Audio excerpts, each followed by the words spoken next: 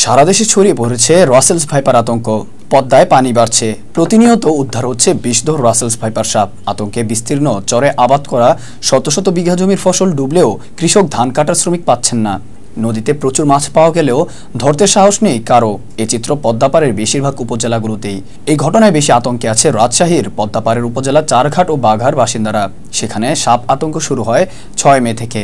ওই দিন রাজশাহী বিশ্ববিদ্যালয়ের শিক্ষার্থী শাকিনুর রহমান সাব্বিরকে রাসেলস ভাইপার দংশন করে।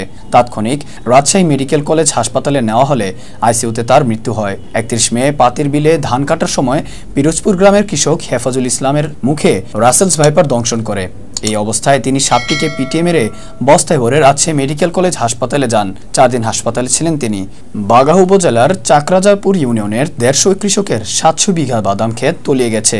গত ১ জুলাই দাঁতপুর চরের শাকিল হোসেন তার ক্ষেতে বাদাম তুলতে গেলে রাসেলস ভাইপার দংশন করে। রামেক হাসপাতালে চিকিৎসা নিয়ে সুস্থ হলেও আতঙ্ক কাটেনি তার। ২৩ জুন চারঘাটে বাংলাদেশ পুলিশ একাডেমি সারদায় ১৬টি রাসেলস ভাইপার উদ্ধার হয়।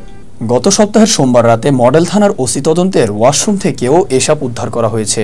কয়েক বছর ধরেই বর্ষাকালে পদ্মা নদীর পানি বাড়লে চারঘাট ও বাঘায় রাসেলস ভাইপার আতঙ্ক শুরু হয়। প্রতি বছরই এর দংশনে মারা যাচ্ছে মানুষ। এবার বর্ষা আসার আগেই এর ব্যাপক উপস্থিতি লক্ষ্য করা যাচ্ছে।